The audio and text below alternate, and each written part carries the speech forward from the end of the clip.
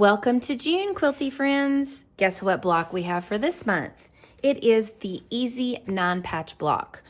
Now, I'm using the same fabric colors I've been using for the last 5 months for our yearly beginner quilt block sampler quilt, and this is how cute this block turns out. Now, you could choose to use scrappy if you want, or you could just use 3 colors like I did. One little tip for you is if you can use contrast between your 4 blocks here, or your 4 fabrics here, and maybe your 4 here. You could even have this be the same color as those 4 if you wanted. You'd get the true picture of a 9-patch, but you don't have to. You could go contrast with lights and darks, but different prints. But if you do make those sections, so this section here, different from this section here, different from the center, you'll actually be able to see that contrast a bit better. But you do what works for you and makes you happy. So let's get started on our June 9-patch block. All right, let's get started on our super simple 9-patch block. Now, all of my pieces are cut, and this is one of the easiest blocks that you can make in the quilting world, I believe. And you may be using scraps, or you may be using kind of the same fabrics throughout the year. I'm continuing to use these same fabrics. So what we're gonna do once you've got all of those cut out is there's really gonna just be 3 squares per row. You just have to make sure your colors are in the right place. So I'll show you how I like to do mine. I actually like to get, this is a 14 by 14 inch rotating cutting mat. And for these, if I was making a whole bunch of these, I would have them stacked up in the order of what I was going to sew them, and I would take them to my sewing machine, lift this up, and take them all over there.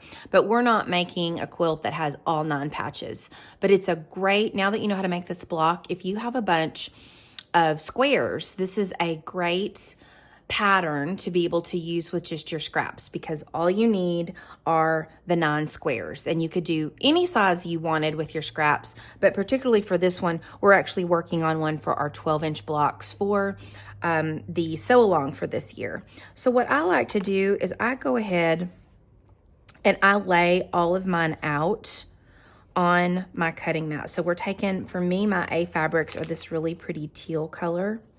So I'm gonna lay all of those out here. My B fabric is the terracotta color, so that goes in the middle. And then my background are my D fabrics, and those will actually go in these remaining 4 sides, the top, the bottom, and the sides. So ultimately, this here is your 9-patch. Isn't that nice? And just a little tip, if you're using scraps, I would suggest that if you really want it to show up, that you have contrasting colors, so that at least, you know, those are kind of the same, and, you know, these are the same. You could even do just 2 colors. You could do maybe something like the teal where it's all the same here. Or, you know, you could put a different center in. It's completely up to you, whatever makes you happy. But for the purpose of this sew along and the fabrics I'm using, I've chosen to use 3 colors and make my center block be a little bit of a different color. So I like to lay these out and just take this whole thing over to my sewing machine, since I'm kind of in 2 areas, the cutting area here, and then I'll be moving to the sewing machine. So what you're gonna do first is you're gonna take a D square, which this is D, this is my background fabric, and you're gonna lay it on top of your A fabric here, like this. And you're gonna sew a 1/4 inch down here, all the way on this right-hand side. And you can pin, you don't have to pin. I've shown that in the diagram there of pinning, just because, especially if you're a newer quilter, sometimes things can shift a little bit, but as time goes on, you may not want to pin, completely up to you. And then after you sew down a 1/4 inch here, you're going to press towards the A square, and I'll show you how to do that. And then after those are sewn together, you'll take this, this A fabric and lay it right sides together on top of this unit, and then you'll press towards the darker fabric. And we're actually going to do that with all 3 of these rows here, and then we'll sew those rows together. So let's go ahead, we'll take this over to the sewing machine, and we're going to sew our first row together. So I have put on my 1/4 inch piecing foot, and it can be kind of helpful, especially if you're newer. If you have a 1/4 inch foot, it can be helpful towards you, but if not, you always can use washi tape to find your 1/4 inch. So the first thing I'm gonna do is grab, like I said, I have just brought my rotating cutting mat over to keep everything in place. I have a little bit of dyslexia. I often will get things reversed and turned around if I'm not careful. So I just have little things that I do that help me to stay organized. Now, if you were making a bunch of these, as I mentioned, there's a tip in the pattern, and that basically is chain piecing, or strip piecing, I should say. You would be cutting strips, long strips, to do this if you were making a bunch of non-patch blocks, but we're not, so we're just gonna use up these. Okay, so we've sewn our first unit here together. This is your first unit. And we'll wait to do the pressing after we've sewn our rows together. So then I'm gonna take my next fabric here, my A fabric, lay that right side together. Make sure it's all lined up. I use a knee lift so I can keep my hands free. If you do have a knee lift on your sewing machine and you've never tried it, you may want to give it a try. That way you can keep your hands free whenever you're sewing.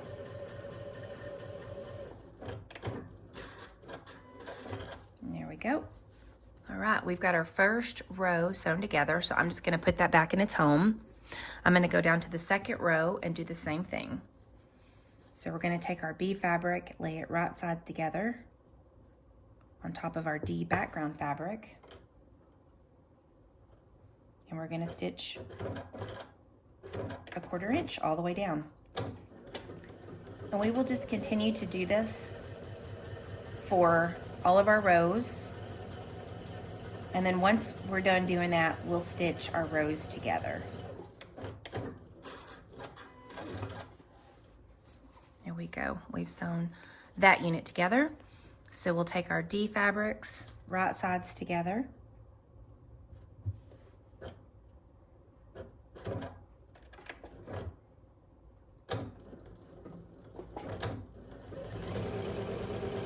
And we'll stitch all the way down a 1/4 inch. It is really important to make sure to use a 1/4 inch because you're gonna want all of your seams to really line up when we go to nesting. So we've got row 2 done. We're now on our last row.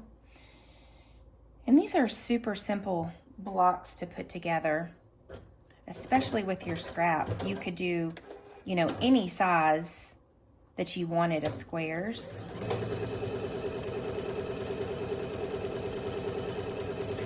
And I've seen people use just all variety of colors, which can be kind of fun for a really scrappy patchwork quilt. Or you can have, as I like to call, organized scrappy. So there's more of a contrast in there so you can really see the different sections within the block. If I do scrappy, I tend to like to do a little bit more of an organized scrappy.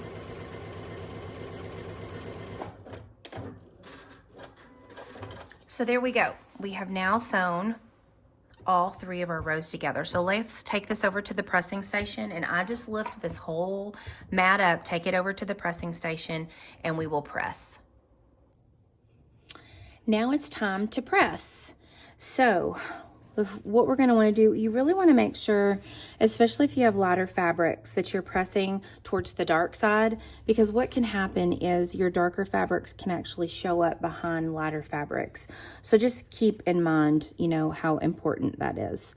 So for this, we're actually going to press towards the A square, which is the dark side. And we're gonna do that both sides there. And then flip it over. I'm actually gonna starch. I do like to starch quite a bit. It helps with my seams to nest well and to line up. And then for this one, we're gonna press in the opposite direction. We're gonna press towards the dark, which is your B square here. And I just gently tug a little bit to make sure all of that fabric doesn't get caught up in the seam when I'm pressing. And this is, you know, not directional, so I'm just flipping it around very easily there. Get that in place. And then I'm going to give it a starch. Again, I'll give it a little tug on this and just slightly, not enough to warp it. I'm going to flip it over, and I'm again going to press towards those B fabrics, towards the darker center.